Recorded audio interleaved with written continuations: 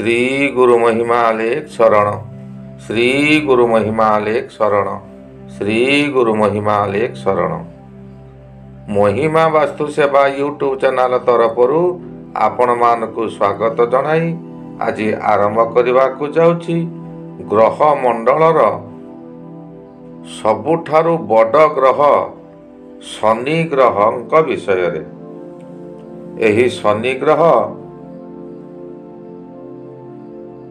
रस शोषक ग्रह, उष्म वृद्धि, वायु प्रकोपकारी, सूर्य को थरे परिक्रमा करने को 29 वर्ष 5 मास 17 दिन लगे। शनि एक विस्तृत बलयाकार ग्रह, यार एक बलय अच्छी।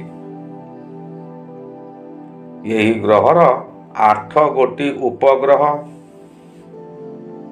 थरे सूर्य चारिपाखरे बुलिबा समय रे प्रति राशि रे 184 दिन वक्र गमन करती।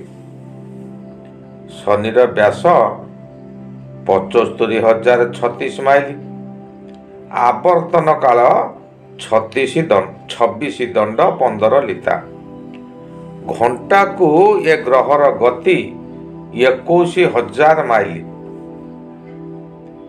एही शनि ग्रहर निज गृह है मकर राशि और कुंभ राशि। कुंभ राशि 20 डिग्री मध्य त्रिकोण। अन्य एक राशि तुला राशि रे 20 डिग्री मध्य अति उच्च स्थान। एबे आरंभ करिवा। मनुष्यर जन्म राशि ठारू केउ राशि रे रहिले केउ फल मिले। जदि जन्म राशि रे शनि रुहंती ताहाकू जन्म शनि कहा जाए। एही जन्म शनि प्रत्येक राशि पक्षे अति अशुभ फल दियंती। विशेष करी यह शनि 7.5 द्वितीय भाग बा द्वितीय चरण। यही समय रे मनुष्यर कर्म फल अधिक मिलता है। दानवीर हरिश्चंद्र परी श्मशान कार्य मध्य करने पड़ता है। एपरिकी परिवार समस्त सदस्य मानकर से शत्रु पालटि जाती। स्त्री सहित भल संपर्क रहे नहीं। किछि दिन विच्छेद मध्य होई पारे। बंधु बांधवों मध्यरु काहारी अशुभ खबर पाई दुखित हेबे। यही समय रे काहारी श्राद्ध कार्य मध्य योगदान दे पारंती। गृह मध्य संतान पीड़ा देखा देव। आत्मीय माने रोग शज्या पड़िबे। अखाद्य खाई जीवन बंचाइबा को बाध्य हेबे। जेउ समय रे आपणकर जन्म राशि ठारू द्वितीय घरे शनिकर गोचर थिबो याकू द्वितीय शनि कहा जाए। यह शनि 7.5 शेष भाग बा तृतीय चरण। यह अति गुरुत्वपूर्ण समय। विगत 6 वर्ष मध्य आपण जहाँ जहाँ काम करिसंती ताहारी फल शेष समय रे मिलिबो। शनि ग्रह गोटे राशि रु आउ गोटे राशि को गोचर रे जिबा समय रे तार फल देई अन्य राशि को जाइथांती। एणु शनि सप्ताह समय रे सर्वदा सतमार्ग और सत धर्म मार्ग रे चलिले अन्य ग्रहों को अशुभ फल मध्य शनि खंडन कर दियंती।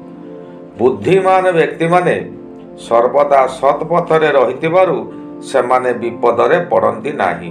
सेमानकर सर्वदा समान समय थाए। जेउ समय रे तृतीय गोचर भ्रमण करुथांती आपण को आर्थिक स्थिति सुदृढ़ करती। एही समय रे निज प्रतिभार विकास हुए। आपण कठारे जेते जेते गुण थिबो ताहा यही समय रे विकसित हेबो। पुराना चाकर माने पुणी आपणक निकट को फेरी आसिबे। सेमानक जरिया रे बहु कार्य हासिल हेबो। प्रत्येक कार्य रे स्वीकृति मध्य मिलिबो। शरीर रे अमाप शक्ति जागृत हेबो। भीम परि बल आसिबो। जेउ कार्य करने को चाहिए तहिरे बाधा देवा को काहारी साहस हेबो नाही।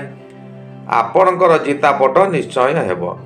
ବହୁ ଧନ ଆୟ କରି ଗଚ୍ଛିତ କରି ରଖିବେ। ଏହି ସମୟରେ ସ୍ତ୍ରୀ ଲାଭ, ପୁତ୍ର ଲାଭ ଯୋଗ କରି ଅନେକ ଶୁଭ କର୍ମ ମଧ୍ୟ ଏହି ସମୟରେ ହେବ। କିନ୍ତୁ ଏହି ସମୟରେ କାହାରି ଅନିଷ୍ଟ ଚିନ୍ତା କରିବ ନାହିଁ। ଯାହାର ଯେଉଁ ପ୍ରକାର ଅନିଷ୍ଟ ଚିନ୍ତା କରିବ ସେହି ଅନିଷ୍ଟ ଆପଣଙ୍କର ହିଁ ହେବ, ଏହା ଅନ୍ୟଥା ହେବ ନାହିଁ। ଚତୁର୍ଥରେ ଶନି ଗୋଚର ସମୟରେ ମନୁଷ୍ୟର ହେଉଛି ସୁଖ ଗୃହ। ଶନିଙ୍କର ଆଉ ଗୋଟିଏ ନାମ ଅଛି ସୌରୀ ଗ୍ରହ। ଜ୍ୟୋତିଷ ଶାସ୍ତ୍ରରେ ଅଛି ସୁଖସ୍ଥ ସୌରୀ ସୁଖ ବିନାଶକ। ଏଣୁ ଚତୁର୍ଥ ଶନି ଅତି ଅଶୁଭ ଫଳ ଦିଅନ୍ତି। ମନରେ ଗୋଚର ଆରମ୍ଭରୁ ହିଁ ଗର୍ବ ଆଣି ଦେଇଥାଏ। ଶେଷ ଭାଗରେ ପ୍ରତ୍ୟେକ କାର୍ଯ୍ୟରେ ହତାଶା ଭାବ ଆଣି ଗର୍ବକୁ ଖର୍ବ କରାଇଥାଏ। ମନରେ ବିଭିନ୍ନ ଦୁଶ୍ଚିନ୍ତା ଭରି ଦିଏ। ପରିବାର ମଧ୍ୟରେ ଅଶାନ୍ତି ଆସିବ। ଶରୀର ପୀଡ଼ା ହୋଇ ବହୁ କ୍ଲେଶ ଭୋଗିବେ। ବନ୍ଧୁ ବାନ୍ଧବ ଆତ୍ମୀୟ ସ୍ୱଜନମାନେ ଆପଣଙ୍କର ଶତ୍ରୁ ପାଲଟିଯିବେ। ସ୍ତ୍ରୀଙ୍କର ଜୀବନ ପ୍ରତି ବିପଦ ଆସିପାରେ। ଯୌନ ସୁଖରେ ପ୍ରବଳ ବିରୋଧ ଭାବ ଦେଖାଦେବ। ଏହି ସମୟରେ ଆପଣଙ୍କର ବହୁ ଧନ ନଷ୍ଟ ହେବ। ପୂର୍ବ ସଞ୍ଚିତ ଧନ ସବୁ ଶେଷ ହୋଇଯିବ। ପଞ୍ଚମ ଶନି ମଧ୍ୟ ଅଶୁଭ ଫଳ ଦିଅନ୍ତି। ଏହି ସମୟରେ ଆପଣଙ୍କର ପଦମର୍ଯ୍ୟାଦା ହାନି ହେବ। ଆପଣ ହାତେ ମାପି ଚାଖଣ୍ଡେ ଚାଲନ୍ତୁ, ନଚେତ ଆପଣଙ୍କର କର୍ମ ହାନି ହେବା କିଛି ଅସମ୍ଭବ ନୁହେଁ। ଏପରି ପରିସ୍ଥିତି ଆସିବ, ଆପଣ ଅର୍ଥ କରଜ କରିବାକୁ ବାଧ୍ୟ ହେବେ, ତଥାପି ଦୁଃଖ ମୋଚନ ହେବ ନାହିଁ। ସନ୍ତାନମାନଙ୍କର ଶରୀର ପୀଡ଼ା ହେବ। ଏହି ସମୟରେ ସନ୍ତାନ କଷ୍ଟ ଆପଣଙ୍କୁ ବହୁତ ବାଧିବ। ନିଜର ଖାଇବା ଉପରେ ଧ୍ୟାନ ଦେଇ ନ ପାରିବାରୁ ପେଟରେ ବାୟୁ ରୋଗ ଜନ୍ମ ହୋଇ ବହୁତ ଯନ୍ତ୍ରଣା ଦେବ। ରକ୍ତହୀନତା କିମ୍ବା ଉଚ୍ଚ ରକ୍ତଚାପରେ ପୀଡ଼ିତ ହେବେ। ଏହି ସମୟରେ ଆପଣ ନିଜ ଶକ୍ତି ଅନୁସାରେ ଛୋଟ ଛୋଟ ପିଲାମାନଙ୍କୁ ଦୈନିକ କିଛି ବିରି ବରା ଖାଇବାକୁ ଦିଅନ୍ତୁ। ଶନି ଶାନ୍ତ ରହିବେ। ଷଷ୍ଠରେ ଯେଉଁ ସମୟରେ ଶନି ଗୋଚରରେ ଭ୍ରମଣ କରୁଥିବେ, ଏହା ଆପଣଙ୍କୁ ବରଦାନ ସଦୃଶ ଫଳ ମିଳିବ। ହଠାତ୍ କେଉଁଠାରୁ ଅର୍ଥ ମିଳିବାରୁ ଆପଣ କରିଥିବା ଋଣ ପରିଶୋଧ କରିଦେବେ। ଆପଣଙ୍କର ଶରୀର ସୁସ୍ଥ ହେବା କାରଣରୁ ଆପଣଙ୍କ ଶକ୍ତି ବୃଦ୍ଧି ହେବ। ଆପଣ ଯାହା ଚାହିଁବେ ତାହା କରିପାରିବେ। ପ୍ରତ୍ୟେକ କାର୍ଯ୍ୟରେ ସଫଳତା ମିଳିବ। ଶତ୍ରୁମାନେ ଆପଣଙ୍କ ଠାରୁ ଦୂରେଇ ଯିବେ କିମ୍ବା ଆତ୍ମସମର୍ପଣ କରିବେ। ଆପଣ ହସ ହସ ମୁହଁରେ ତାଙ୍କୁ ସ୍ୱାଗତ କରନ୍ତୁ। ଯଦି ଅହଙ୍କାରରେ କିଛି କହି ବସିବେ, ତେବେ ଶନିଦେବ କୋପିତ ହେବେ। ଆପଣଙ୍କୁ ନାନା ଦିଗରୁ ସାହାଯ୍ୟ ସହାନୁଭୂତି ମିଳିବ। ଋଣଦାତା ଆପଣଙ୍କ ପାଖରେ ରହି ଅଧିକ ଅର୍ଥ ଦେବାକୁ ପ୍ରବର୍ତ୍ତାଇବେ, କିନ୍ତୁ ସାବଧାନ, ଋଣ କରନ୍ତୁ ନାହିଁ। ଏହା ଶନିଦେବଙ୍କର ଏକ ପରୀକ୍ଷା। ଗୋଟିଏ କଥା ସର୍ବଦା ଧ୍ୟାନ ରଖିବେ, ଶନିଦେବ ସୁନାରୀ ଆଉ ଆପଣ ସୁନା। ବାରମ୍ବାର ସୁନାରୀ ଯେପରି ସୁନାକୁ ପରୀକ୍ଷା କରୁଥାଏ, ସେହିପରି ଆପଣଙ୍କୁ ବାରମ୍ବାର ଶନିଦେବ ପରୀକ୍ଷା କରୁଥିବେ। ସେ କେବେ ହେଲେ ଆପଣଙ୍କୁ ଛାଡ଼ିବେ ନାହିଁ। ଯେଉଁ ସମୟରେ ସପ୍ତମରେ ଶନି ଗୋଚରରେ ଭ୍ରମଣ କରୁଥିବେ, ଆପଣଙ୍କର ଶରୀର ଅସୁସ୍ଥ ରହିବ। ପୂର୍ବ ସଞ୍ଚିତ ଧନ ଥିବାରୁ ଆପଣ ପ୍ରଥମେ କିଛି ଅନୁଭବ କରିପାରିବେ ନାହିଁ, କିନ୍ତୁ ମଧ୍ୟମ ସମୟ ଠାରୁ ଧୀରେ ଧୀରେ ଏହା ଅନୁଭବ ହେବ। ବିଭିନ୍ନ ଦିଗକୁ ଭ୍ରମଣ କରି ଖାଲି ଅର୍ଥ ବ୍ୟୟ କରି ଅପମାନିତ ହେବେ। ପରିବାର ମଧ୍ୟରେ କଳହ ହେବ। ବିଶେଷ କରି ସ୍ୱାମୀ ସ୍ତ୍ରୀ ମଧ୍ୟରେ ସାମୟିକ ହେଉ କିମ୍ବା ଦୀର୍ଘସ୍ଥାୟୀ ହେଉ, ବିଚ୍ଛେଦ ହେବ ହିଁ ହେବ। ଆପଣଙ୍କର ମାନସିକ ଚାପ ବୃଦ୍ଧି ପାଇବ। ମୁଖ୍ୟତଃ ଯୌନ ସୁଖରେ ଆପଣଙ୍କର ବାଧା ଆସିବ। ତାହା ମାନ ମନାନ୍ତର ହେଉ କିମ୍ବା କୌଣସି କାରଣରୁ ହେଉ, ଏହାଦ୍ୱାରା ଆପଣ ବିଦେଶକୁ ପଳାଇ ଯିବେ। ବିଦେଶରେ ରହି ଏହି ଶନି ସପ୍ତାହର ପ୍ରଥମ ଚରଣ, ଏହାକୁ ଭୋଗ କରିବାକୁ ଆପଣ ବାଧ୍ୟ ହେବେ। ଏହାର ଅତି ସରଳ ଉପାୟ ଅଛି।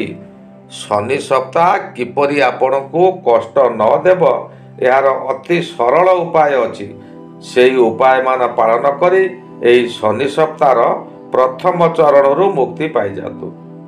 ଆପଣଙ୍କ ଜନ୍ମ କୋଷ୍ଠୀର ଶନିଙ୍କ ସ୍ଥିତି ଅନୁସାରେ ଫଳ କମ୍ ବେଶୀ ହୋଇପାରେ।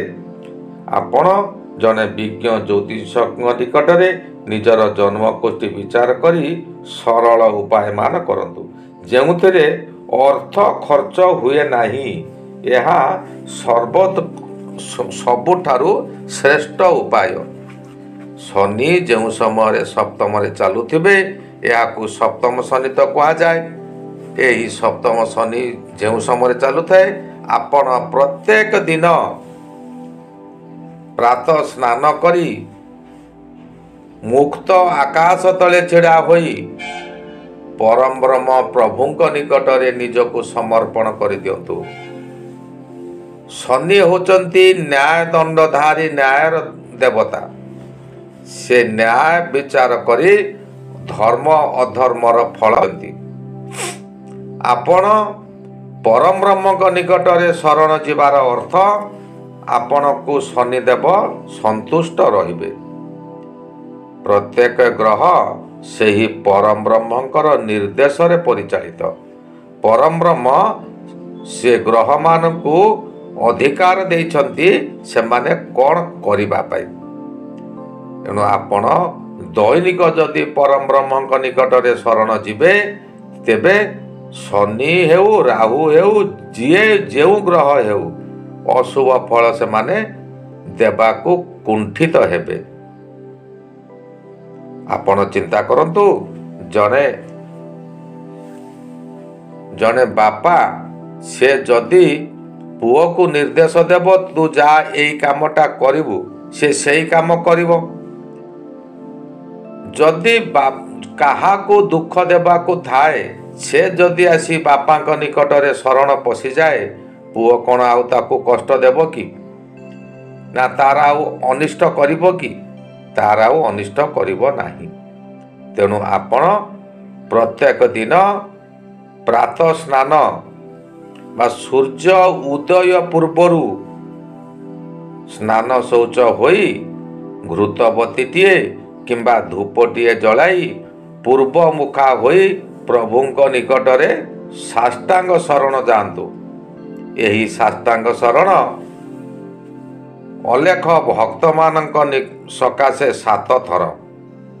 ଆପଣ 7 ଥର କରିପାରନ୍ତି, ଗୋଟିଏ ଥର ବି କରିପାରନ୍ତି, କିନ୍ତୁ ଭକ୍ତିର ସହିତ ସାଷ୍ଟାଙ୍ଗ ଶରଣଟିଏ ହୁଅନ୍ତୁ। ନିଜକୁ ପ୍ରଭୁଙ୍କ ନିକଟରେ ସମର୍ପଣ କରିଦିଅନ୍ତୁ। ଆଜି ଏଇଠାରେ ରହିଲି।